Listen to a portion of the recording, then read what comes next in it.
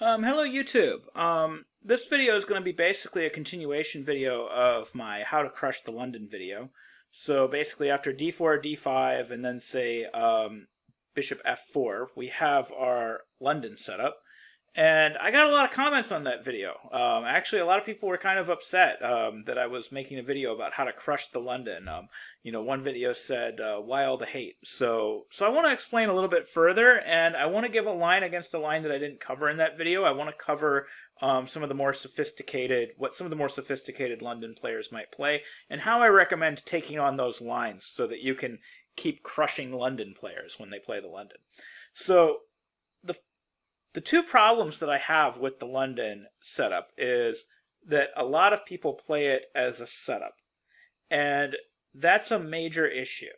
Because if you're playing a setup, if you're going to play like the same 6, 7, 8 moves, no matter what your opponent does, and you don't have a broad understanding of chess, and you don't have a broad understanding of chess openings, that can create kind of a huge issue when you play chess. And one of the huge issues that you run into is you don't really understand what we call transpositions.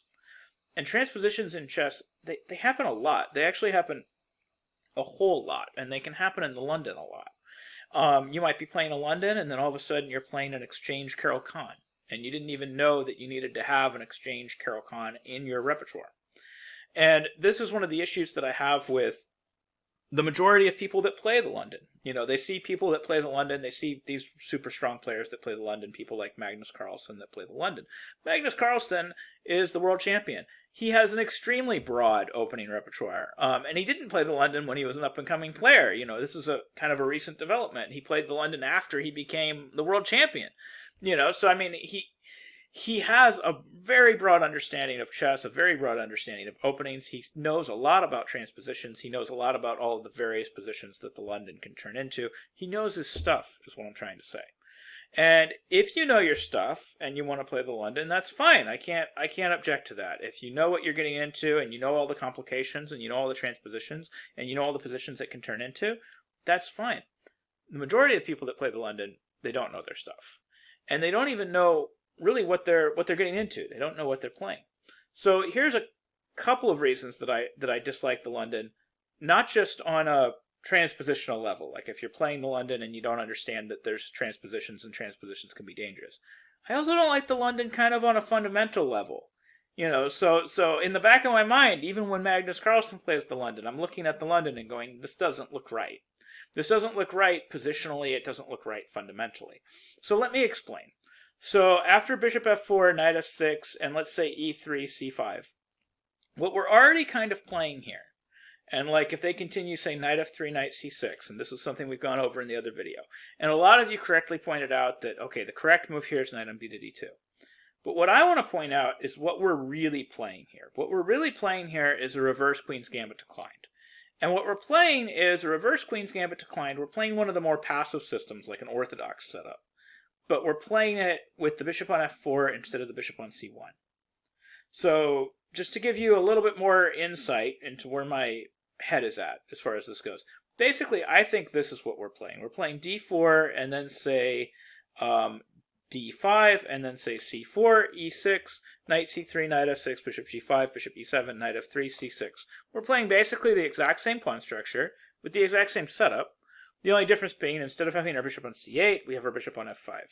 Now, as many of us that play these systems, that play Queen's Gambit declined, or play the Orthodox, or whatever, we know that a lot of times we delay developing our bishop to f5 because we're kind of concerned about this queen coming to b3 and putting pressure on both d5 and b7. And we don't know if that's something that we want.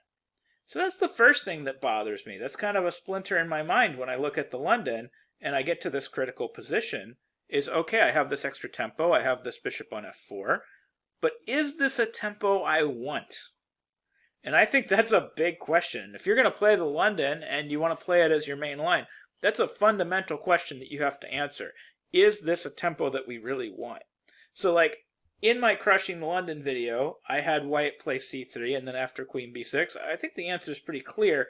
This is not a tempo you want at that point, because then you're playing just a very bad version of the Orthodox. And I think in those positions, I think black is actually better. Just after c3, queen b6, I think black is already better. So as a lot of you correctly pointed out, instead of c3, that's a mistake. We should play the move knight on b to d2. We should absolutely play knight on b to d2. And then a lot of you pointed out after queen b6, the correct move is dc5. And one person actually gave it an exclamation point. I don't know if I want to give theoretical moves exclamation point. I mean, it's the theory. It's considered equal. It's considered unclear. After dc5, the main move now is queen b2. And there was this really complicated game, because this leads to massive complications. After rook b1, queen c3, bishop b5, there was this very complicated game. The game that comes to mind is Hare Krishna versus Karyana, St. Louis 2019. And that went incredibly well for Karyana. He managed to consolidate, he grabbed all the stuff, and then somehow he consolidated all the stuff using these amazing tactical gymnastics. Like, just look at these moves. This is just incredible. Knight e5 hitting the queen with everything hanging. And then f6. And then he just exchanges everything. He grabs another pawn, just cold-blooded.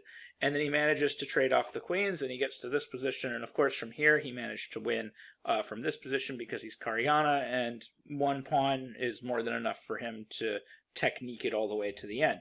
And so he won that game against Hare Krishna in St. Louis in 2019. And I think, yeah, if you want to play queen takes b2 and you want to go for this stuff, I think it's certainly playable. But I don't necessarily recommend it because this is highly, highly complicated stuff. And if you're playing against a London player that's actually well prepared, it's very likely that they have this line prepared.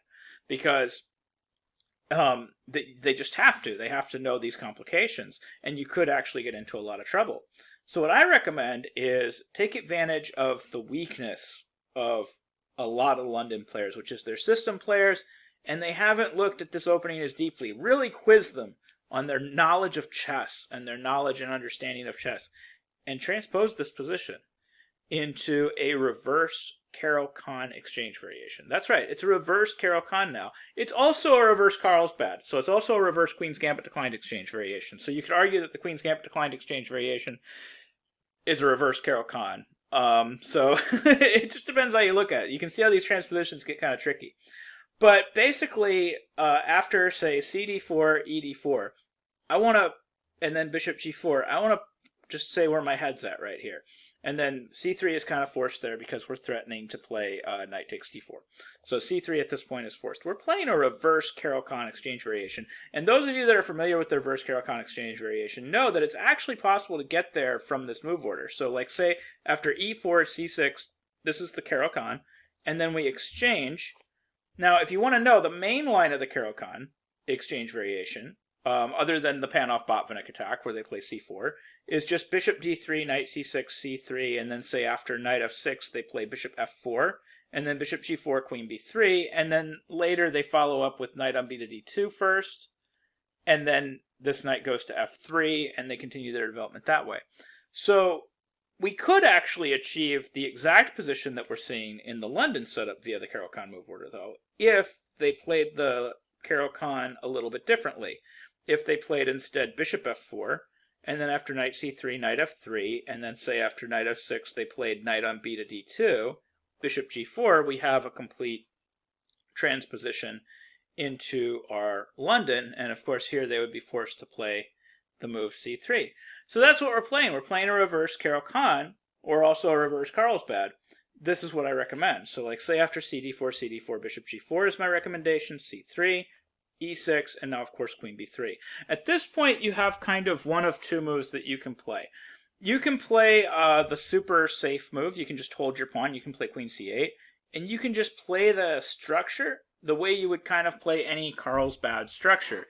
You can just play this bishop actually can either exchange itself for the knight, or it can shuffle back to g6 and hopefully exchange itself for the bishop. You can develop, you can castle, and you can conduct eventually a minority attack with b5, b4, etc., the way you would in the Carlsbad. So you can play queen c8, and you can do it that way, or you can play the more aggressive sacrificial move, bishop d6. For club players, I actually recommend bishop d6, because a lot of club level players are going to snap that bishop. They're going to play bishop d6, and this is a big mistake, because when you play queen d6, and they play queen takes b7, the queen isn't putting any pressure on this knight because our queen is holding it. So when we castle, we're gonna get our pawn back pretty quickly here on the b7 square. And this queen is just going to get harassed. So actually black is just this is major advantage black just after castle's kingside. You have more than enough compensation for the pawn. You're getting the pawn back in a move or two. So I recommend that for club players. And even on the more advanced levels, these positions are supposed to be okay. So like after queen b7, you're supposed to castle, and then they don't take on c6. What they do is they make you defend it. They play bishop g3, and then they gain this tempo. So this is a much more sophisticated way to play this. And then rook c8, you have to save the tempo. Bishop d3, and then you should take. And then the game we're actually following here is Iljanov versus Hammer, Palma de Marco, 2017. And this game actually didn't go very well for Hammer, who was playing the black pieces. But he did pretty good up until he got to this point where he missed white's shot. He played rook e8 and fell for bishop h7, and then after knight h7, queen takes g4, he didn't have enough compensation for the material.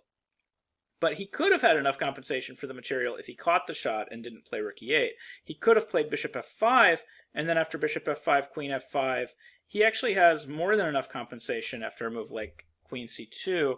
He's got tons of activity for the material that he's down at this point, and the computer actually thinks black is doing okay here. So he could have been okay. But once again, you don't have to go into these complications. You have this alternative. You can play, instead, you can just play this passive kind of queen c8, just hold your pawn. You can shuffle this bishop back. You can exchange it. You can develop. You can castle. And this happened in Duda versus Van Forest in Wickensee in 2019. And actually, Van Forest went on to win this game. He just played a really solid minority attack game where he's going to play b5 and a5, and he's going to push his minority attack pawns down the board. He's going to rip on c3, and he's going to keep attacking the queenside, and his queenside attack actually got there before white's kingside attack did. He was able to consolidate the material, and he just went on to win this game. So Van Forest ended up getting a good result here. This was the full point. So that's my recommendation against the London, and that's my further explanation for why I don't think the vast majority of players should be playing the London.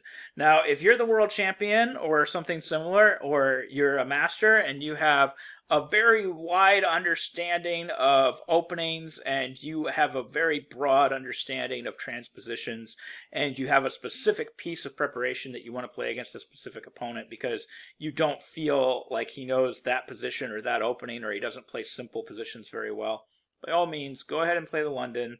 I'm not going to judge you for it. I mean, maybe a little, but go ahead and play it, and if you're that level of player, go ahead and play it. But I think for the rest of us, I think the main thing that you need to know is you need to know how to crush that London. And when somebody does play it against you, you need to know how to meet it. And the main move that I'm recommending here is simply exchanging on d4 and then playing this reverse Carlsbad pawn structure and conducting your minority attack. And just basically just having a nice, easy, smooth game that you can play against the London system. And anyway, so that's my recommendation against the main line knight on b to d2 against the London. And anyways, I hope you found this video helpful, and I hope you learned something new about chess. Thank you very much for watching.